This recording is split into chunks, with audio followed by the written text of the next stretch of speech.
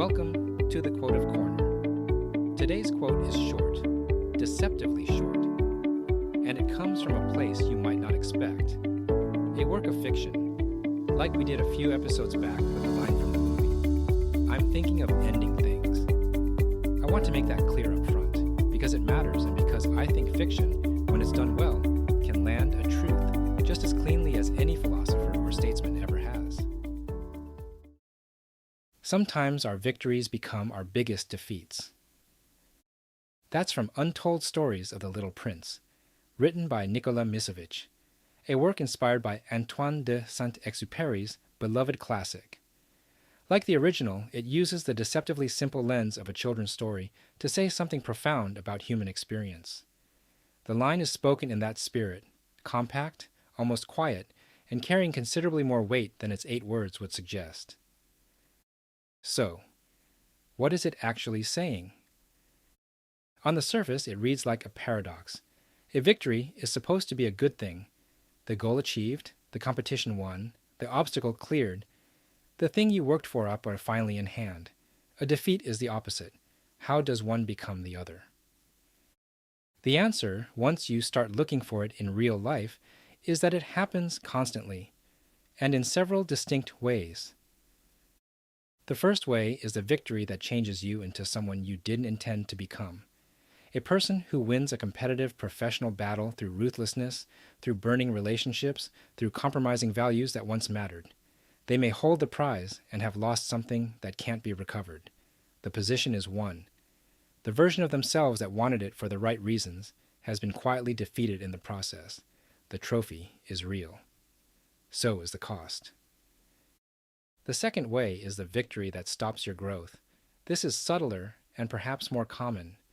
You master something, you achieve the goal, and then, because you've arrived, you stop doing the thing that got you there. The athlete who wins the championship and loses the hunger.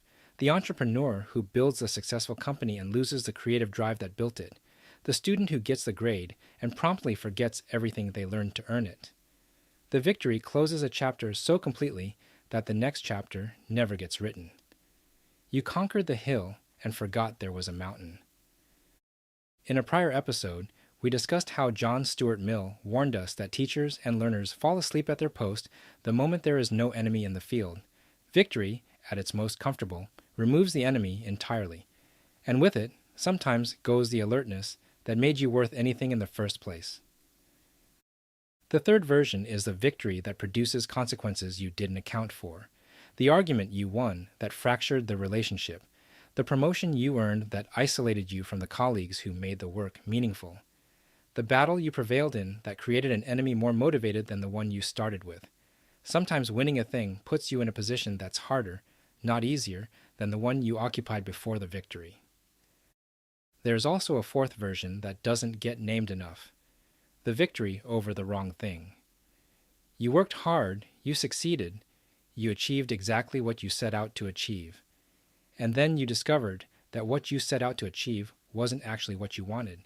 The destination was wrong, the map was fine, the territory was not what the map described. That particular defeat is one of the quieter ones, but it can be one of the most disorienting. Because there's nobody to blame, no failure of execution to point to. You simply won the wrong race. What Misovic's line is really doing, underneath all of these specific versions, is questioning our relationship to victory as a terminal state. We treat winning as a conclusion, the thing that ends the story, resolves the tension, delivers the meaning. But life doesn't actually work that way. A victory is not a destination. It's a new set of circumstances. And those circumstances carry their own demands, their own dangers, their own potential for loss. The person who treats the victory as the end of the story is often the one most blindsided by what the victory actually produces. This is what the Stoics understood and what Kierkegaard pointed toward, that the outcome cannot be the measure of whether you acted rightly, because you cannot control the outcome fully, and because the outcome itself is always the beginning of something new rather than the end of something finished. The victory opens a door. What you do with what's on the other side is the next question. Now, let's talk about the honest counterpoint, because this show doesn't ignore it. Not every victory becomes a defeat. Many victories are exactly what they look like: earned, meaningful, and productive of genuinely better circumstances. The point isn't that winning is dangerous or that success should be viewed with suspicion. The point is that victories deserve the same honest examination that failures get. We are very good at learning from defeats, at asking what went wrong, what we'd do differently, what the loss revealed. We are considerably less diligent about asking those same questions of our wins. What did this victory cost? What did it change about me? What does it tempt me toward that I should resist? What did I have before that I need to make sure I don't lose in the wake of it? Those questions don't diminish the victory. They protect it from becoming something else. 8 words from a work of fiction.